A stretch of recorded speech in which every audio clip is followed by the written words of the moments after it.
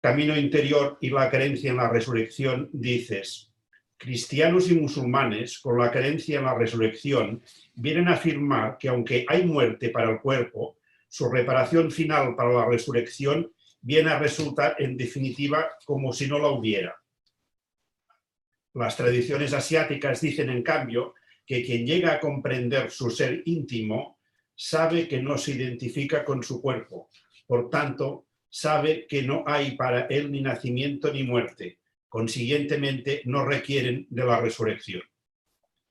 Quisiera preguntar un poco estas dos formas de acercarse a lo mismo, que es lo mismo, pero son dos formas distintas, ¿verdad? Perdoneu, quina pàgina heu dit perquè no em coincideix a mi. 71. Es que debe ser de... Ah, jo tinc el llibre i no em coincideix. Ah, bueno.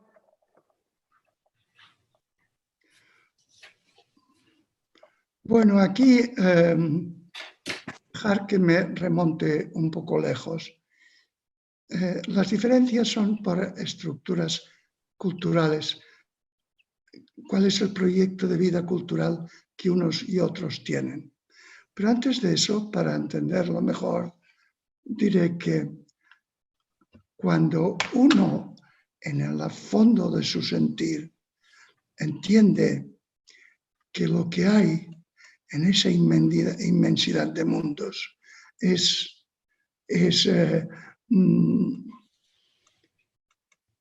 el misterio de los mundos, que es inconcebible para nosotros, y que fuera de eso no hay nada. Las criaturas, todas las criaturas, nosotros y nuestros mundos, son modelaciones de la inmensidad de los mundos, digo de los mundos, a nuestra pequeña medida de animales terrestres depredadores. Pero este animal terrestre depredador, porque tiene la capacidad lingüística, es capaz de distanciarse lo suficiente para comprender que lo que hay es la inmensidad de los mundos, no nuestras figuraciones. Quien comprende que lo que hay verdaderamente es la inmensidad de los mundos y no la interpretación que hacemos nosotros de nosotros mismos, para estos no hay nacer ni morir. Esta idea tan básica, tan profunda en toda tradición religiosa, espiritual, se expresa de diversas maneras. En culturas agrarias que se vive de enterrar los granos o partir los tubérculos, enterrarlos y que surja la vida, se interpreta la muerte a la manera del cultivo. Hay una muerte y una resurrección. En cambio, esto es porque leen la muerte y la resurrección y el misterio de la inmensidad de los mundos, lo leen desde el programa que tienen que tener, el proyecto de vida que tienen que ver como agricultores o como ganaderos. En cambio, en Oriente, estas estructuras culturales están, pero el budismo, el brahmanismo, el yoga y todas estas grandes tradiciones no se expresan con ese proyecto de vida colectiva. Y entonces lo que hacen es decir, no hay nacimiento, no hay muerte y por tanto no tiene sentido hablar de resurrección, porque resucita lo que muere. Pero cuando uno comprende que lo único que real que hay, y en mí lo único real que hay, es la dimensión absoluta del misterio de los mundos, me doy cuenta que yo soy un momento de esa dimensión absoluta y que por tanto, sin entidad propia, vacío de entidad propia, como dicen las tradiciones orientales, y que por tanto no hay nacimiento ni muerte. Ya no es necesario hablar de resurrección. En el fondo están diciendo lo mismo, pero desde patrones culturales diferentes.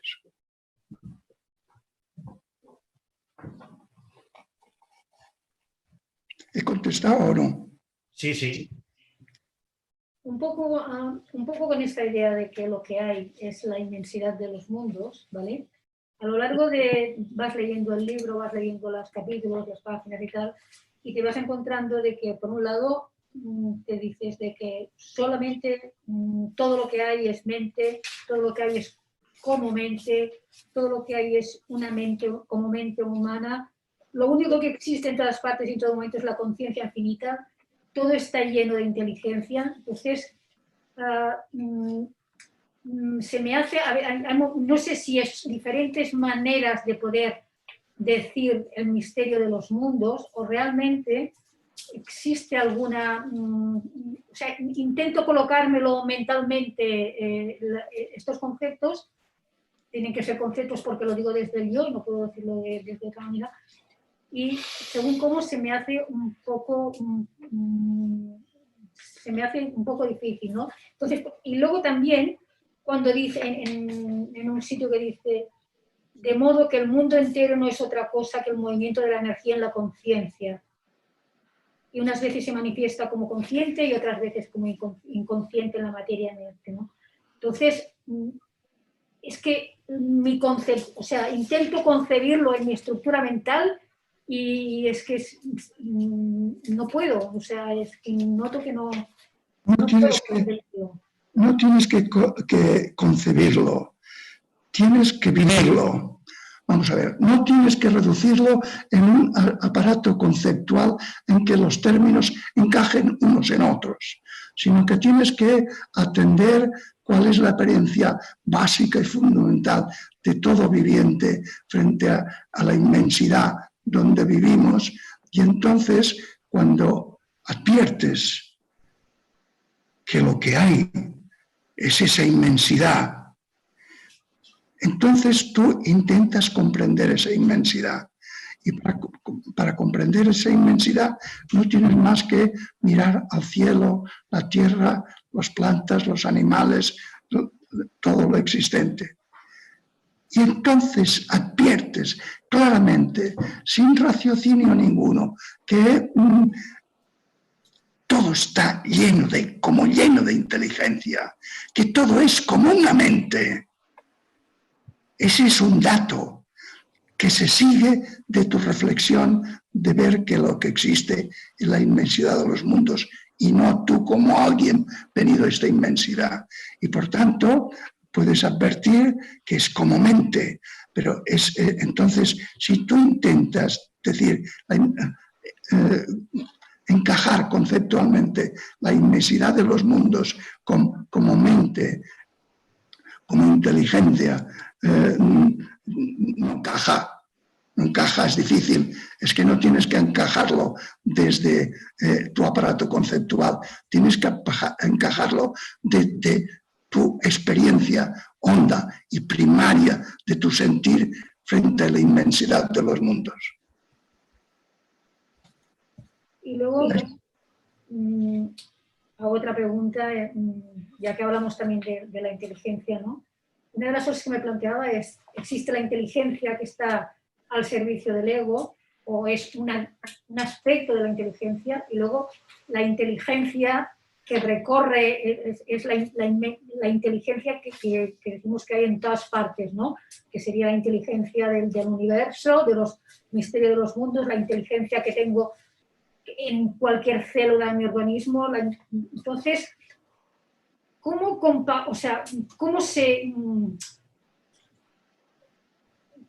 puedo? Porque yo pienso que no puede haber dos tipos de inteligencia, o sea, no hay dos tipos de inteligencia, sino si la inteligencia es la misma, ¿no? Entonces... Es una sola...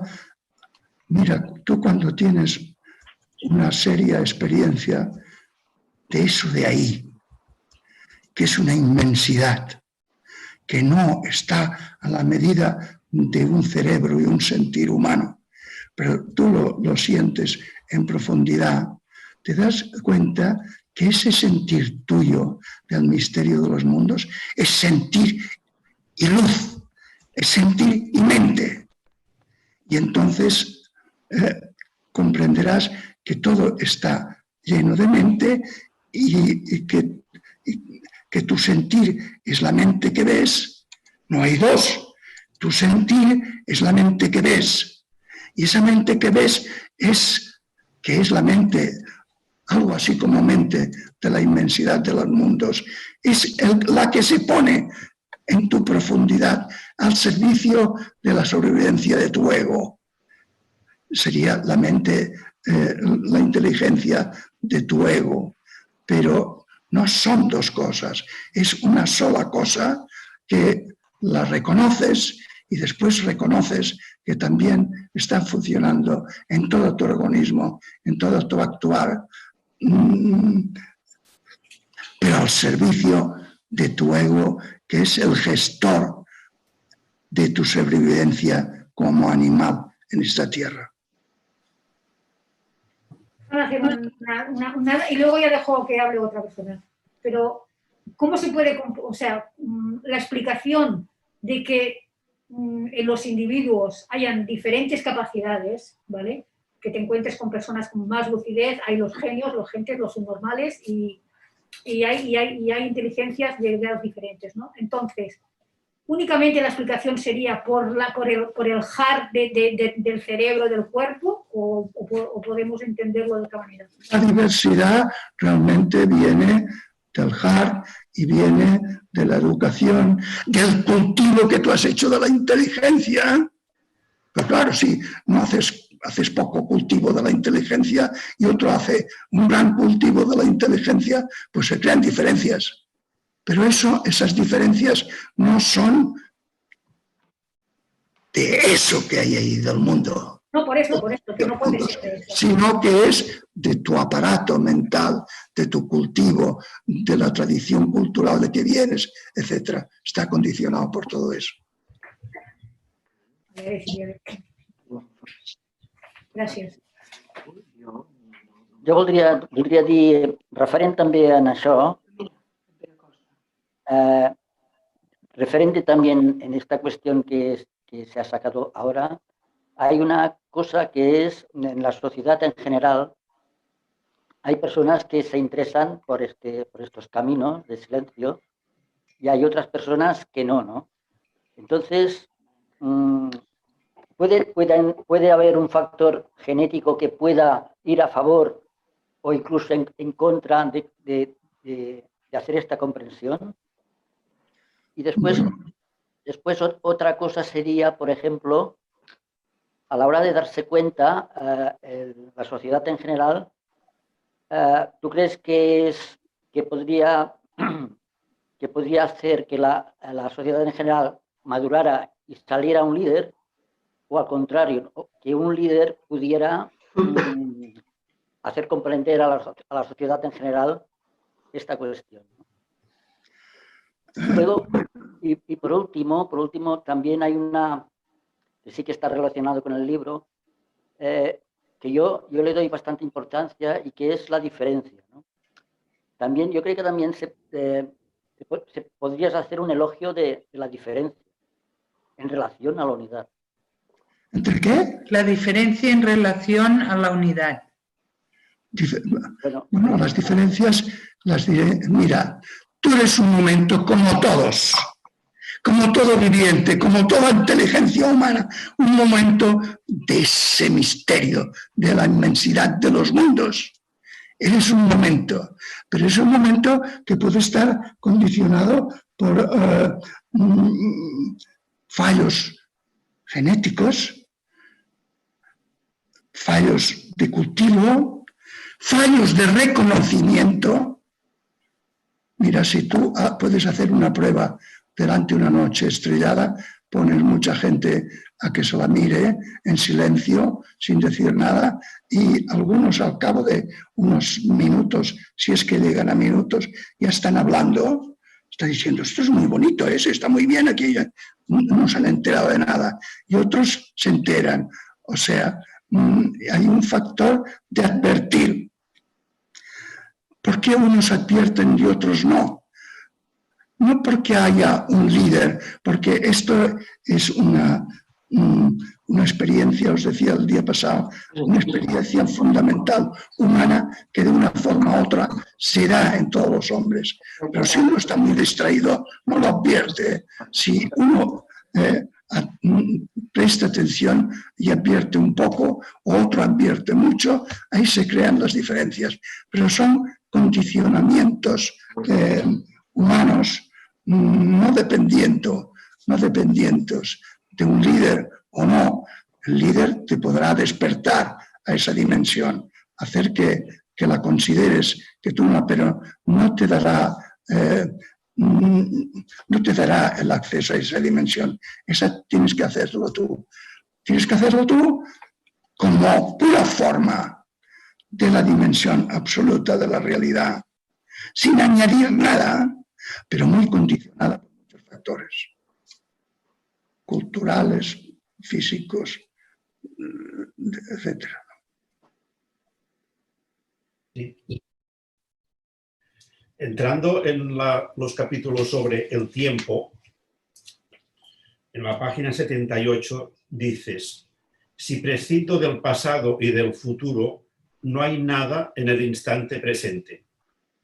Ese momento de luz y calor, vacío de recuerdos y proyectos, ya no soy yo, porque he silenciado todo lo que me peculiarizaba y me construía como un yo distinto.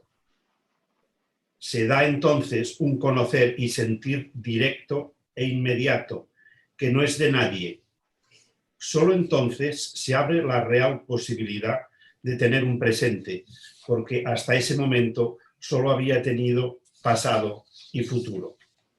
Sí. Me gustaría si nos pudieses ampliar un poco esta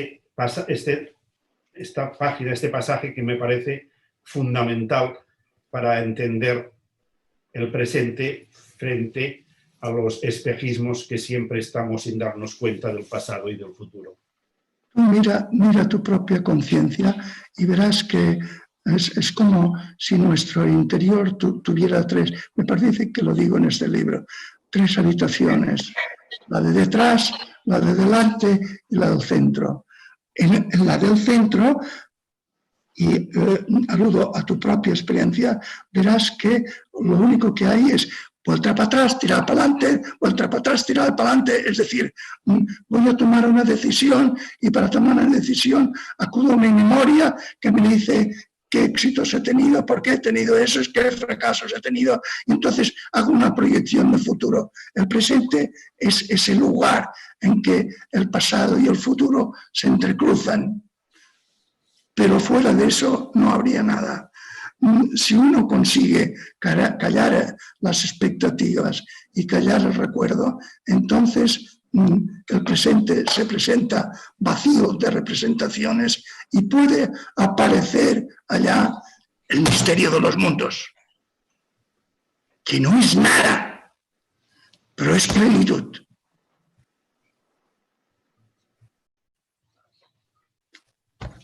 Podéis experimentarlo vosotros mismos. Eso es muy diferente de la moda que hay en algunas corrientes así más de venta, que dicen vivir el presente, pero vivir el presente, si no has callado los recuerdos y has abandonado a hacer expectativas, no hay manera. Está lleno de ruidos.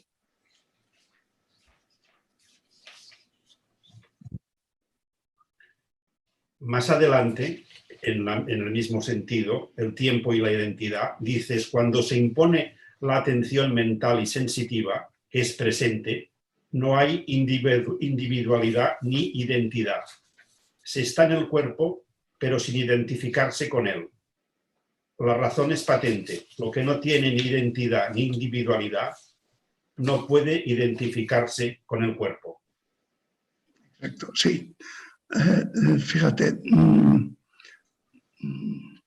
si yo soy consciente, he vivido alguna vez en profundidad el sentir que soy un animal en una inmensidad inabarcable y que como animal de esa inmensidad inabarcable, soy un momento mismo de la inmensidad.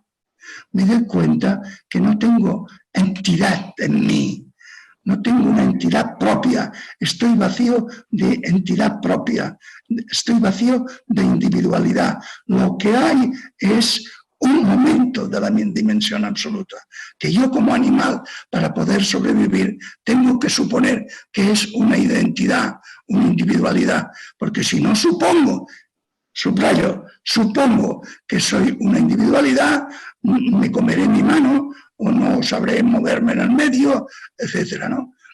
Por tanto, yo de suponer que soy una entidad, un sujeto, pero si a este supuesto, cuando este supuesto se enfrenta a la noticia de la inmensidad de los mundos, sabe que es un supuesto y se encuentra vacío de entidad propia, pero tiene la entidad de la inmensidad de los mundos.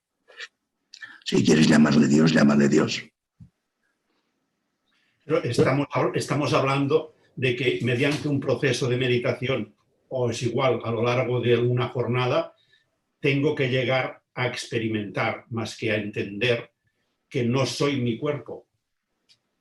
Sí, porque a la que tú adviertes cuál es tu realidad, que es un brevísimo momento del proceso de los mundos,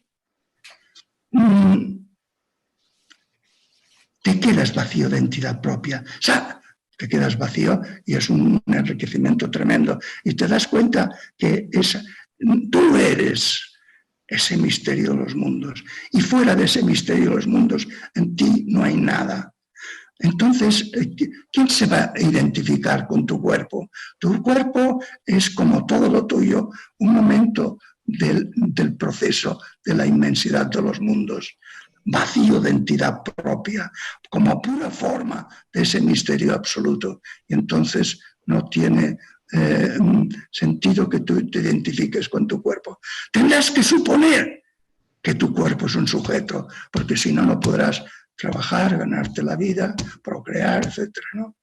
Pero una cosa es el supuesto de necesario a un viviente, digo, un supuesto necesario a un viviente, un error necesario, y otra cosa es lo que realmente eres. Que por la meditación, por la reflexión, por agudizando tu sentir mente, puedes ver, acercarte a ver lo que hay.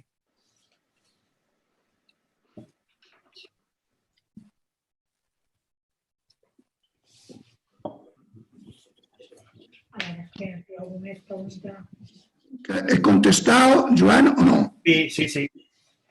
Algú vol d'això, si no, pregunto un més, però és per no monopolitzar totes les coses. Marcel quiere hacer una pregunta. En castellano, por favor. Señor Surbi, buenas tardes. Y a los demás también. Mire, sobre las mismas páginas, estamos hablando del mismo tema. Que no s'entenga. El sentido de la vida. Marcel, habla más despacio y de cara al ordenador o al iPad porque se te escucha mal. ¿Así ahora? Sí, creo que sí. Bueno, ya hablaré despacio. Estamos sobre el mismo tema sobre el sentido de la vida. La página 78, 79, 80 y 81, para resumir, ¿no? Habla de no soy mi mente, no soy mis sentimientos, y entonces hay dos párrafos muy sencillos, pero me gustaría que me los comentara usted. Mire, la página 80. Si todo lo que siento viene de fuera, ¿qué es entonces mío propiamente? Una. Perdona, si todo viene de fuera, ¿no es mío propiamente? ¿Es lo que dice? Si todo lo que siento viene de fuera, sí. ¿es entonces mi yo propiamente? ¿Qué es mi yo propiamente? Es en término, es mi autoestima. Y la 81, hay otro párrafo que dice, cuando todo se ha diluido y solo queda el truco de la vida para prolongarse, surge la pregunta, ¿qué es lo que por aquí en mí pasa? Parece que yo me lo pregunte. Espera, perdona, es que se escucha como muy buidos, ¿no? Bueno, solo diré la preguntita última. Y si vale. no, pues ya pasamos a otro compañero. La pregunta, ¿qué es lo que por aquí en mí pasa? Cuando estoy hablando de no son mis sentimientos, ni soy mi mente, es sobre el sentido de la vida. Se parece que yo me hago una pregunta, señor Cornelio. ¿Qué es el sentido de la vida cuando no hay un yo? Cuando no hay un yo, y qué es lo que pasa por uno, que lo comentas en algún momento. Pues cuando uno tiene noticia en el sentido hondo, noticia luz de la dimensión absoluta de la realidad, y esa noticia le lleva a tener que reconocer que él no es nadie venido a este mundo, que solo es un momento de los procesos de los inmensos mundos, no de la Tierra sola, sino de los inmensos mundos. Entonces, ¿qué sentido tiene hablar de sentido? El sentido tiene sentido cuando es mi yo que quiere hacer algo que tiene una dirección. Pero si yo reconozco que mi yo no tiene entidad, no tiene sentido hablar del sentido.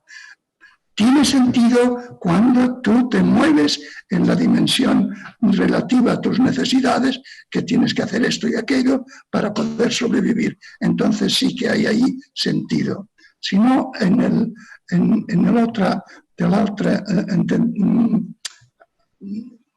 otro entendimiento del sentido, mira, te lo contestaré con una pregunta. ¿Cuál es el sentido de la inmensidad de los mundos? Está ahí. ¿Qué más puedo decir? No sé nada, está ahí. Yo también estoy ahí. ¿Qué más puedo decir? Nada, estoy ahí. Y soy eso. Muchas gracias.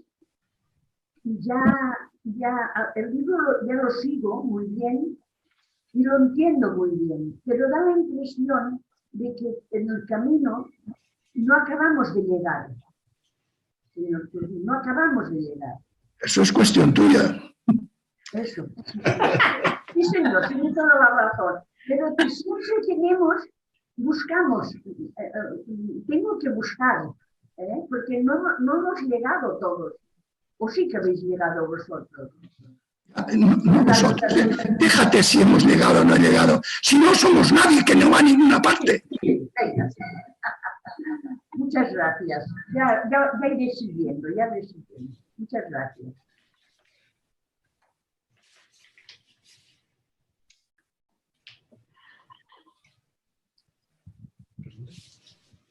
A ver. Sí.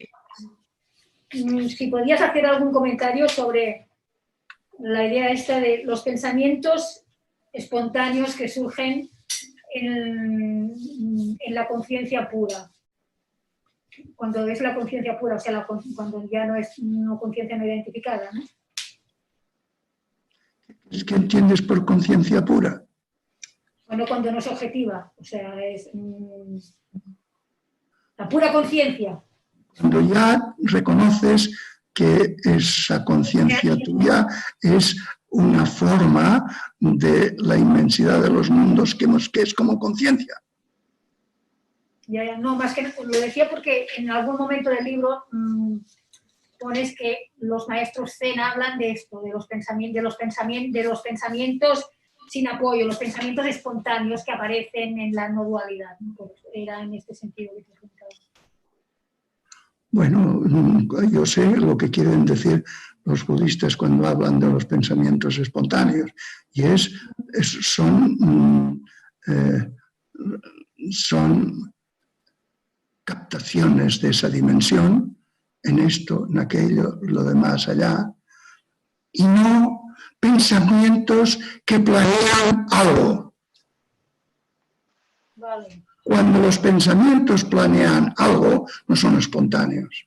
En cambio, cuando tú estás, por ejemplo, frente a una naturaleza por la mañana temprano y que todo brilla, pueden surgirte pensamientos, o más que pensamientos, sentires en tu mente que no están provocados porque tu yo quiere ir a alguna parte, sino que están provocados por eso que estás ahí y que está ahí y que tú vas cobrando conciencia de que está ahí y que tú eres eso. Vale. De acuerdo. Luego hay un trozo que dice, cuando la conciencia se libera de la identificación con el cuerpo, continúa siendo la conciencia en un cuerpo, que no es hogar sino un soporte, pero convierte el cuerpo en conciencia, lo invade, lo desobjetiviza. ¿En qué? No, Monse. Se ha perdido un trozo. Se convierte. No, lo vuelvo así. Se convierte el cuerpo en conciencia, lo invade, lo desobjetiviza, lo desubjetiviza y lo convierte también en pura conciencia testigo. Y ahora, lo que quiero preguntar más bien es, dice y continúa diciendo, los ojos, los oídos, el olfato, el gusto y el tacto se hacen conocimiento, conciencia. Es por si puedes ampliar un poco esta idea, ¿no? Porque siempre me hayan... Sí, mira, yo eso te citaré a los Upanishads, que te dicen, tus ojos son sus ojos, tus oídos son sus oídos, tu sentir es su sentir.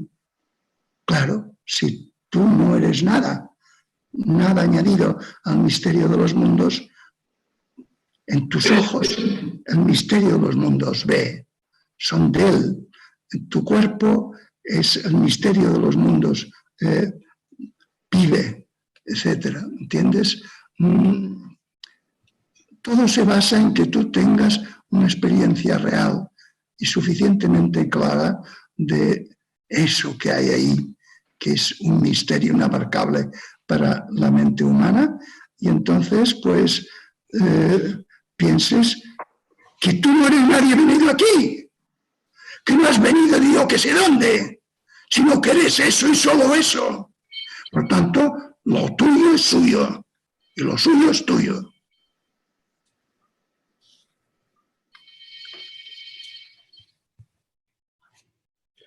María, siguiendo un poco en lo mismo,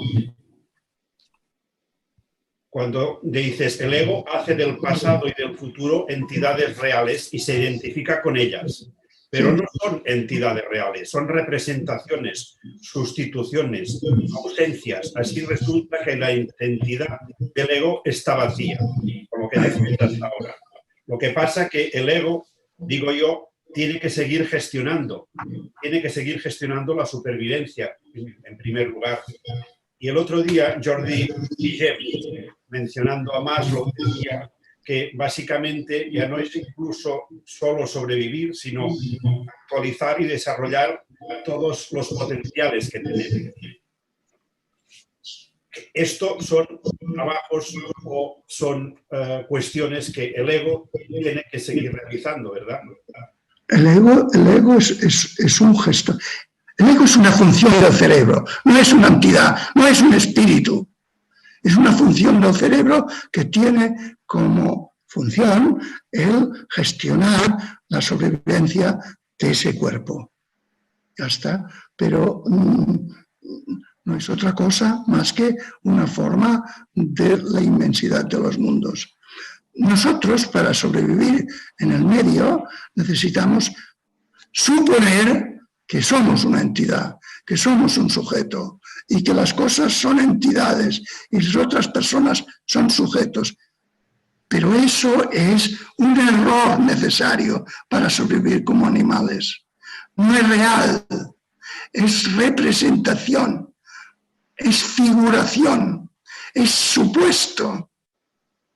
Fijaros, el día que uno llega a vivir profundamente que no es una individualidad, ya está todo hecho. Ya está todo hecho. Todos nuestros enredos parten de que suponemos, necesitamos y damos a entidad a nuestro ego, como un espíritu, como una racionalidad, o simplemente no tenemos una idea muy clara, pero le damos una entidad. El día que eliminas la entidad y comprendes que tú, lo que llamas tu ser, tu entidad, está vacío de entidad propia, está vacío de individualidad, ya está toda la faena hecha.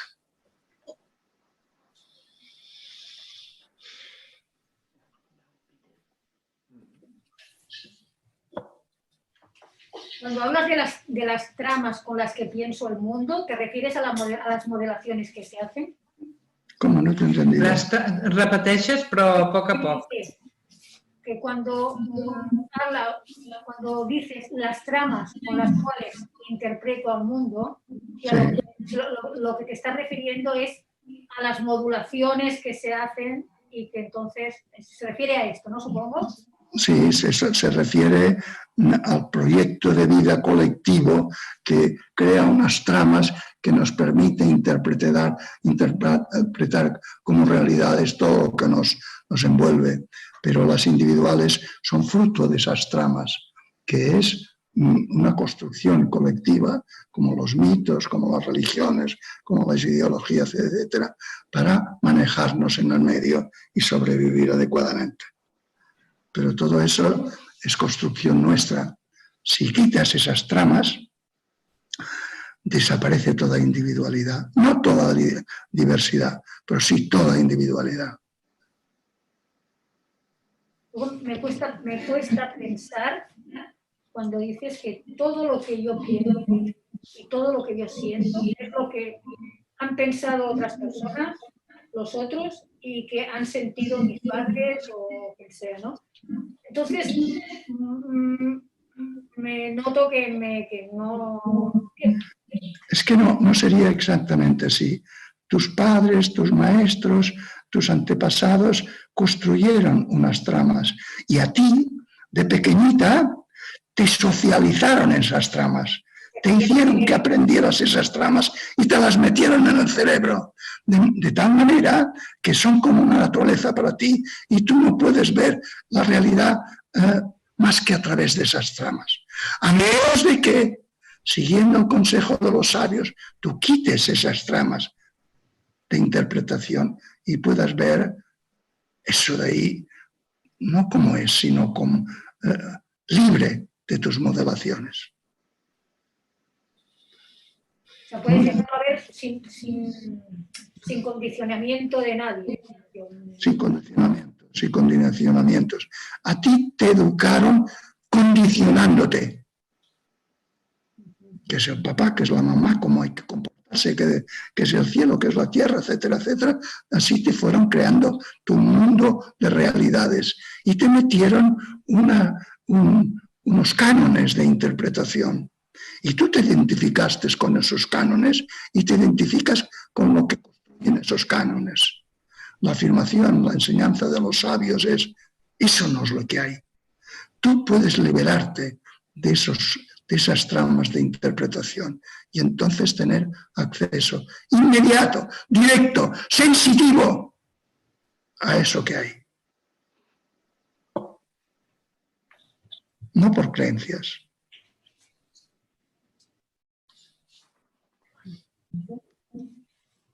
Sí, Ricard.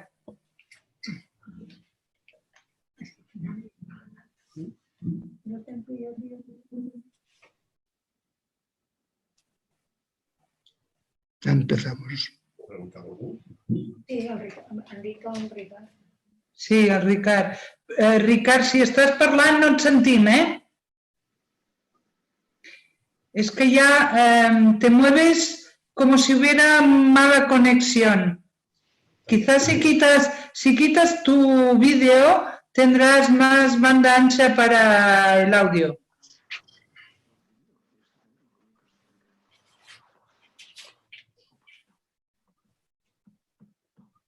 No oímos nada. Espera, hombre. A veure, Ricard?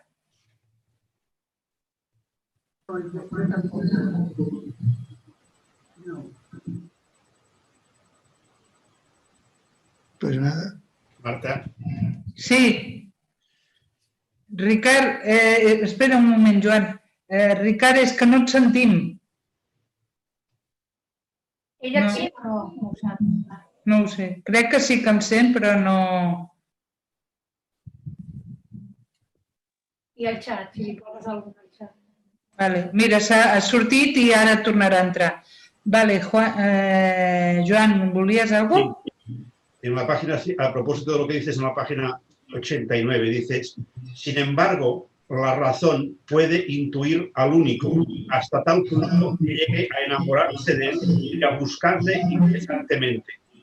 Mi pregunta te la he hecho muchas veces, pero quiero volver a ella. ¿Cómo se hace desde el yo para salir del yo? Porque cuando medito mañana, tarde, noche, estoy haciendo algo para salir del yo, pero lo hago desde el yo.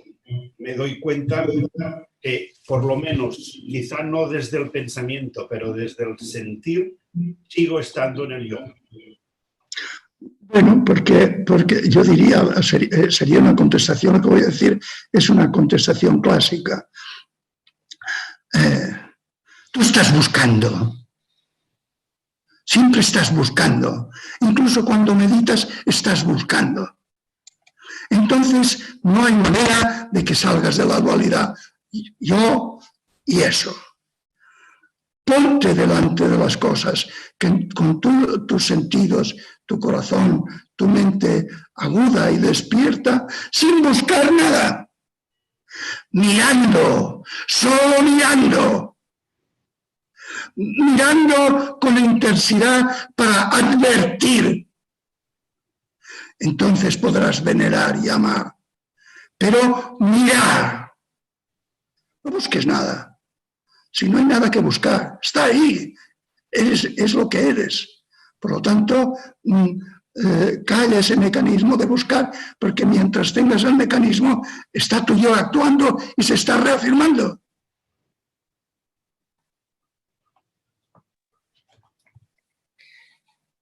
Ricard, si vols provar...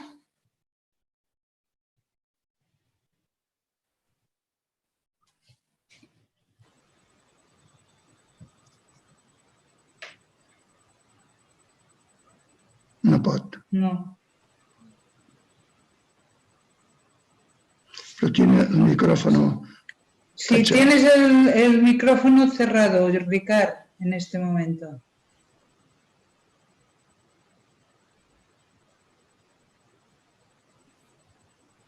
Abre el micrófono. Que raro, no? L'altre dia va poder parlar. Sí, l'altre dia va estar tranquil·lament. Vale. Mientras... ¿Sigo? Sí. Si no hay nadie, ¿no? O sea, para no monopolizar las preguntas, si alguien quiere seguir preguntando, lo pospongo. Pues sigo. En la página 90 dice, la afirmación budista, aquí no hay nadie, y la gran verdad también budista de la cadena de causas, están relacionadas. ¿Qué hay entonces cuando digo yo? Solo el punto de cruce de esas líneas del que parten líneas. ¿Qué es la liberación de la que habla el Buda? Pero entonces, ¿quién se libera? ¿Alguien se libera? Nadie se libera porque el individuo, el yo, que debiera ser liberado, es la misma trama de la que hay que liberarse. Sí. El yo es... tenemos el hábito que es de la ilustración, de la tradición grecorromana y también cristiana, de considerar que los individuos somos entidades autónomas que entramos en relación. En realidad no es así. Somos relaciones que crean individuos. Por lo tanto, yo no soy un individuo venido a este mundo, sino que lo que soy es un cruce de líneas. Líneas físicas, biológicas, animales, humanas, culturales. Lo que yo llamo es ese nudo, ese lugar del cruce de líneas. Pero en realidad allí no hay nada más que un cruce de líneas. Un cruce de líneas que todas somos entidades interdependientes unos de otros. Pero estas interdependencias son para sobrevivir. Son supuestos y creaciones humanas. No es eso misterioso que constituye la realidad de los mundos.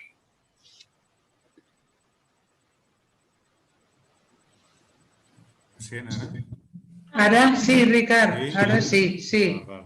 Bueno, pues quería hacer una reflexión, a ver, no sé qué importancia puede tener.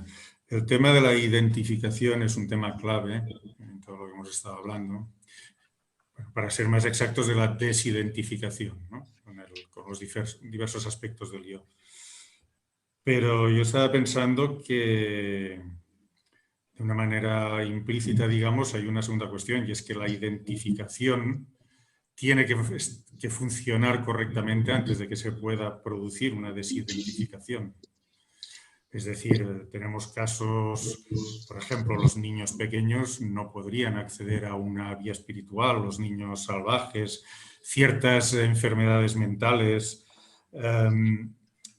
es decir, incluso personas cuya identidad, cuyo yo, digamos, ha sufrido su proceso, pues, traumatismos fuertes que le han debilitado mucho, etcétera. Aunque, es decir, eso llevaría a una proposición un tanto discutible, ¿no? En el sentido de que también la identidad es necesaria para el camino espiritual. También es una primera parte del camino espiritual, porque no puede haber una desidentificación si no ha habido previamente una identificación. No sé esta reflexión, ¿qué te parece?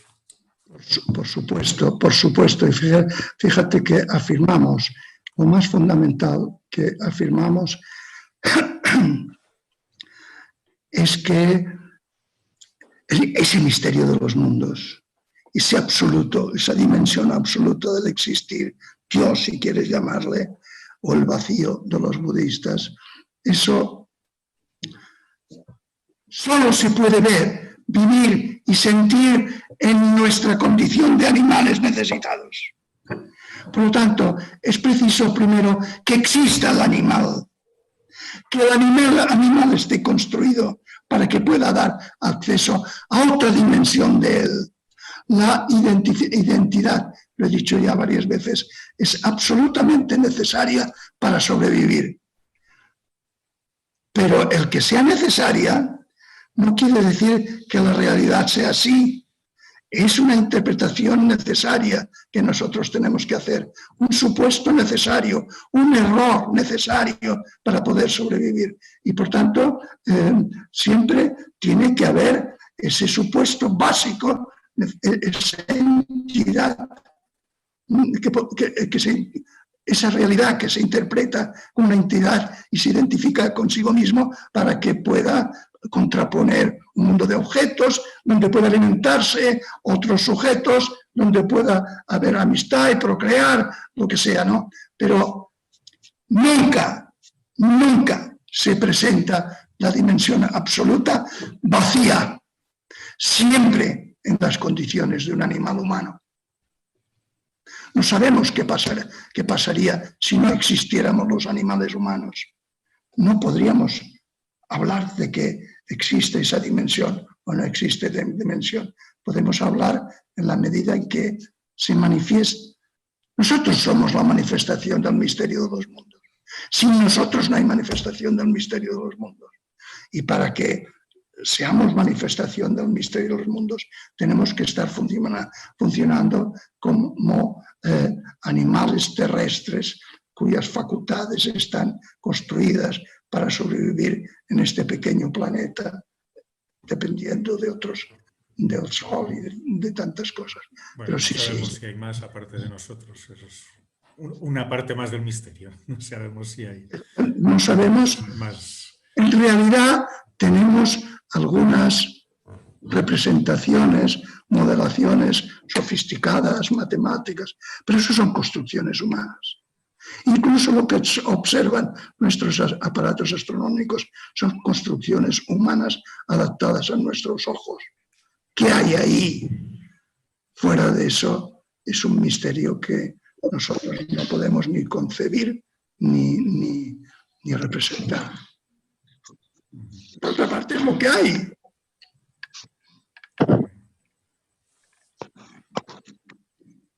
Levanten.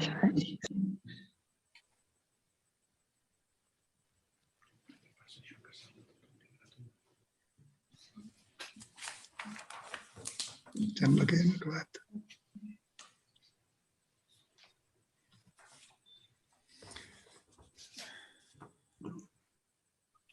Bueno, sí, ja s'han acabat.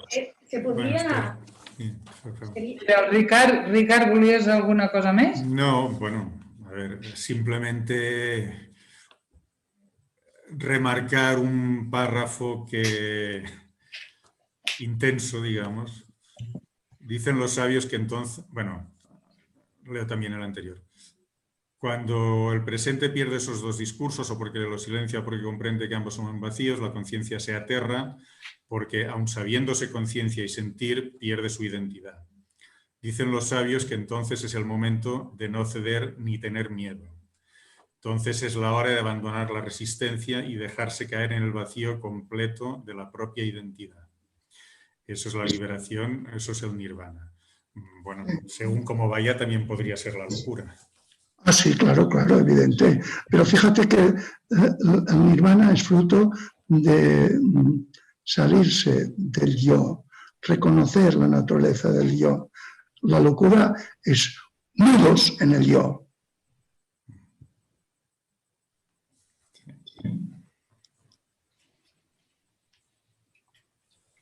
Que los psiquiatras como Jaume deshacen.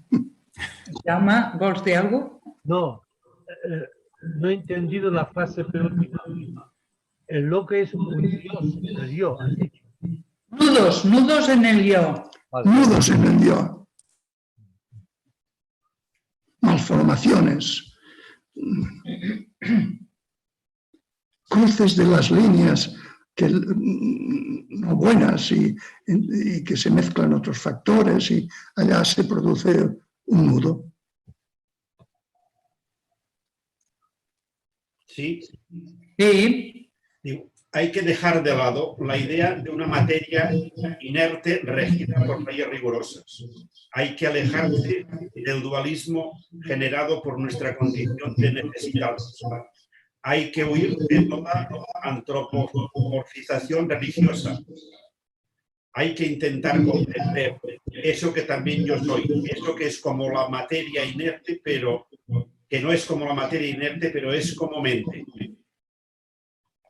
Dices más adelante, las realidades, para el que las conoce desde el completo silencio, son vacías, pero por ello no están reducidas a la nada.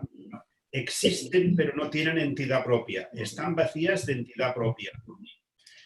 Eso que aquí estás mencionando Nagarjuna, están vacías, pero no son reducidas a la nada. Sí, sí, bueno, fíjate, no es un razonamiento. Verifícalo.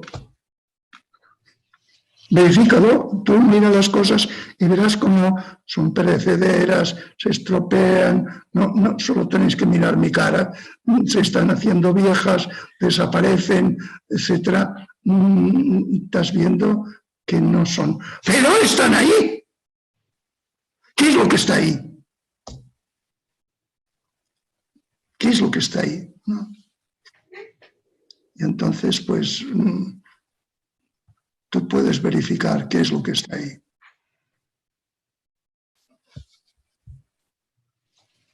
Sí, la construcción de la necesidad, o sea, todo el montaje que hace la sociedad, es también la construcción de eso.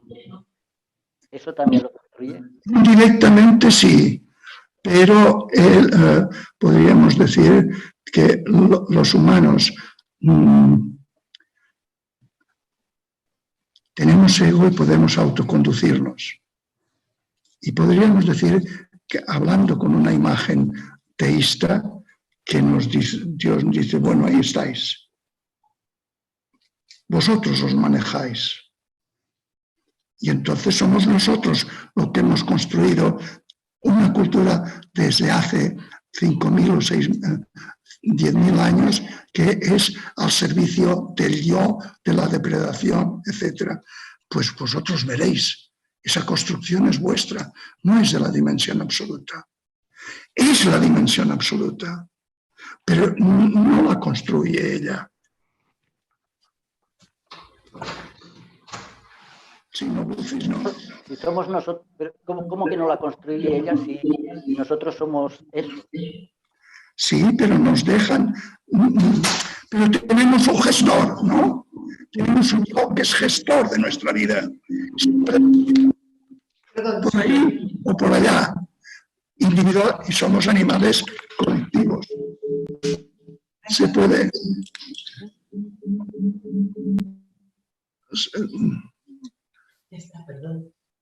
Somos animales colectivos y por tanto también decidimos cómo queremos vivir. Construimos nuestros proyectos de vida. Claro que la realidad del constructor es la dimensión absoluta, sí, pero no es él el que la construye.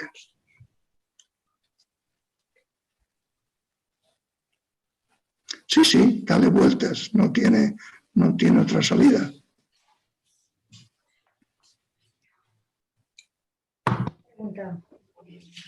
Digas, Monse. Sí, creo que se me hace un poco difícil pensar que pueda convivir una percepción pura, ¿vale? Vivir la conciencia pura, por tanto, percepción pura, y al mismo tiempo vivir una conciencia egocentrada, ¿vale? Porque es la función de la supervivencia. Entonces, ¿cómo se puede entender? Porque, lógicamente, tienen que vivir las dos a la vez, ¿no? Entonces, no entiendo. Un poco ha salido este mediodía en la reunión de este mediodía que teníamos, pero yo no acabo de ver claro cómo puede ser que puedan convivir, estar en un estado de percepción pura y a la vez tener una conciencia de mi cuerpo, de mi... ¿sabes? Si tú ya hemos afirmado que el yo no tiene una entidad, no hay dualidad en esa que llamas tu percepción pura y la percepción que tiene el yo. No la hay, se la crea él, suponiéndose una entidad. Pero en realidad es... vamos a ver. Tu yo es un gestor. Sí. Para que comprendes que ese gestor no es otro que la dimensión absoluta, el gestor, yo, que no es idiota, cederá los trastos a la dimensión absoluta. Y entonces se convierte, esto es doctrina no mía, de Ramana Maharshi, se convierte tu yo, el gestor que eres tú, se convierte en el gestor con mayúscula, el yo con mayúscula, que tiene una función de hacerte sobrevivir. Ah, vale, o sea que entonces el yo con mayúscula también ejercería la función de la supervivencia. Sí. No sois dos, no hay dos. Vale, no, es que... Vale. Si no nos consideráramos unas entidades autónomas, la maldad no existiría, ¿no? Según lo que entienden maldad, si es maldad física, dolor, muerte, sí que existiría, pero... La maldad tiene el sentido de, básicamente, el egoísmo de las personas respecto a los otros, ¿no? Entonces, en un mundo idílico, ¿no? Si tú no te supones una entidad, no puedes ser egoísta. ¿Quién va a ser egoísta? Por lo tanto, si consigues eliminar tu sentido de individualidad, eliminas también el egoísmo. Y te comprendes como momento de eso, como todo.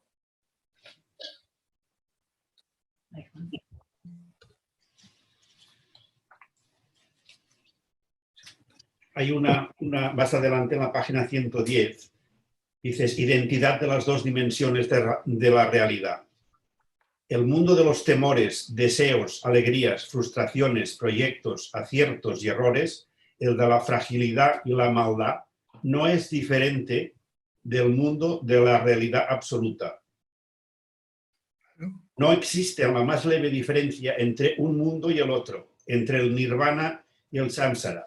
Esta es la enseñanza mahayana y es también la enseñanza vedanta. Sí, sí, claro, si no existe individualidad, la construcción las construcciones humanas y la dimensión absoluta son lo mismo. Entonces es cuando surge la dificultad que el Jordi expone. Son lo mismo, pero yo me tengo que suponer como alguien. Y como alguien hago mi proyecto individual y colectivo que no es bueno para otros. Eso no es distinto de la dimensión absoluta. Aunque está gestionado por alguien que no es, que está vacío.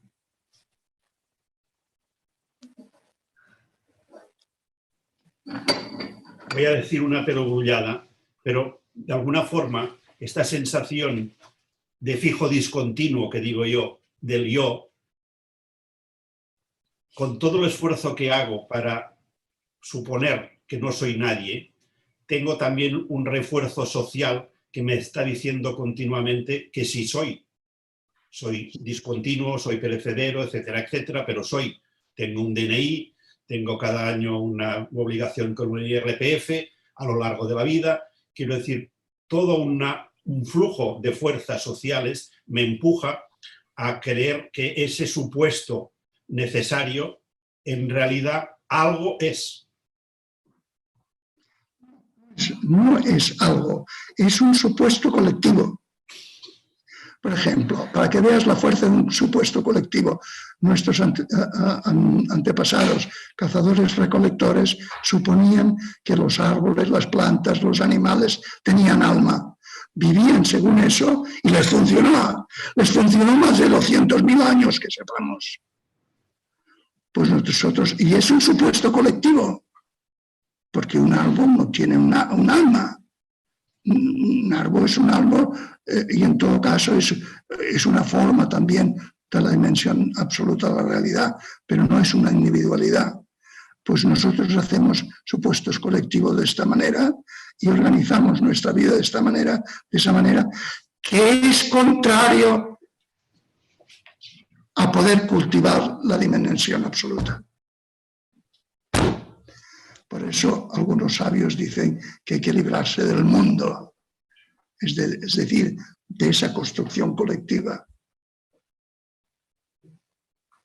de ese supuesto colectivo, de ese error colectivo, y si quieres, de esa maldad colectiva. Maldad, porque todo está basado en la depredación.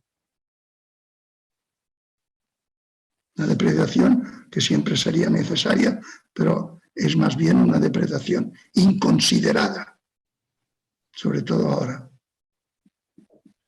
Pero sin embargo, hay una necesidad también, aquí y ahora, de mejorar las condiciones sociales y las condiciones en que estamos en distintos niveles, en distintas sociedades. No es todo lo mismo, por supuesto, pero sí parece como que hay un trabajo, entre comillas, a hacer, que es para mejorar ese supuesto social. Naturalmente, el supuesto social es un proyecto de vida que nosotros construimos, un proyecto axiológico colectivo que puede ser mejorado o ahora se está exigiendo que tenga que ser cambiado.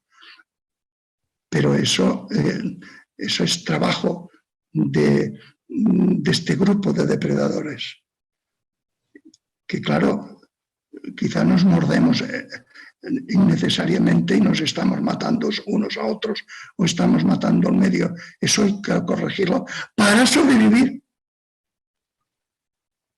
colectivamente.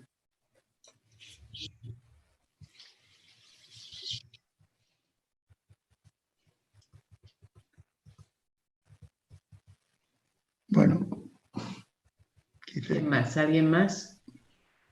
Pues yo sí que querría hacer una pregunta. A ver, me he quedado un poco con el comentario que ha hecho Ricard y sobre la identidad, ¿no? Cómo hay veces que, a ver, yo muchas veces he pensado, si yo, por ejemplo, tuviera Alzheimer, ¿no? O dentro de unos años, ¿no? Que, claro, mi identidad, mi percepción de mí misma sería diferente, ¿no? Pero, claro, en el fondo pienso que desde la dimensión absoluta, pues que da igual. O sea, pienso que da igual, todo será manifestación. O sea, a mí me cuesta pensar que desde algo que es inmenso, inabarcable, que no puedo concebir, no, me cuesta pensar que puedo hablar de errores, ¿no? Que puedo hablar de errores. Los errores no son de la dimensión absoluta. Claro. Nosotros, son nuestros errores.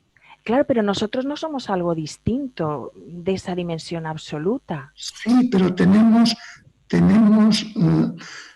como que tenemos que comer en un medio y somos hablantes, tenemos conciencia de yo. Y la conciencia de yo es conciencia de que tengo un gestor que soluciona estos problemas. Y ese gestor puede cometer errores de todo tipo, porque además es un gestor que no funciona nunca individualmente, sino que siempre en colectivo. Somos animales de manada y entonces podemos crear errores colectivos que se van transmitiendo de generación en generación, mejorando los errores para que sean más eficaces, no para acercarte más a la dimensión absoluta de la realidad, a la humanidad profunda, sino para depredar con más eficacia. Y entonces, evidentemente, que no es lo mismo tu conciencia que la conciencia de una persona que tiene Alzheimer. Pero si quieres que te diga la verdad, eso es totalmente impertinente para la inmensidad de los mundos. Y eso está dependiendo de factores físicos, hereditarios, lo que sea. Pero en realidad, ¿qué es una flor frente a los trillones de galaxias? Poca cosa.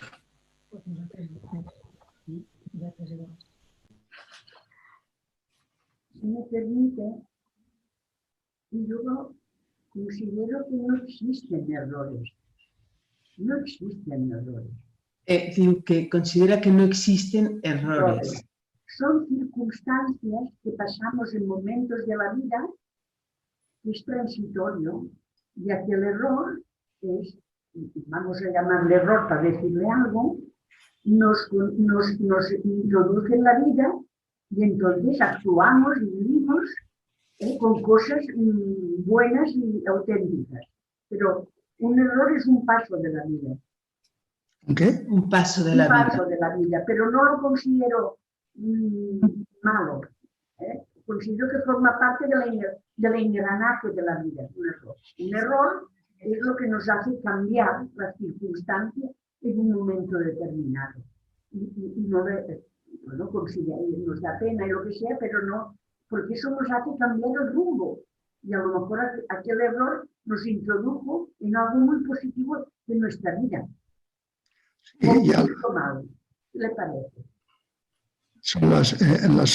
En las reflexiones sobre las sociedades de conocimiento ya se dice que los errores, una empresa que no tenga errores está muerta, que los errores enseñan y se aprende a quienes intentan y se equivocan, porque siempre que hay un intento puede haber una equivocación. El error ese, puedes llamarle error, pero no es como si tú le cortas la cabeza a tu marido. No. No, son errores diferentes. Es un paso. Son errores diferentes, ¿no? O tú eres, no cal ser un asesino, eres irreflexiva y vas haciendo tonterías que no has pensado. Esos errores no tienen nada de positivo. En cambio, si tú eres una persona emprendedora e inicias un camino y ese camino no tiene salida, te has equivocado, vale, corriges y trabajas en otra dirección. Hay dos tipos de errores. Los de errores que enseñan y hay errores que matan, que perjudican.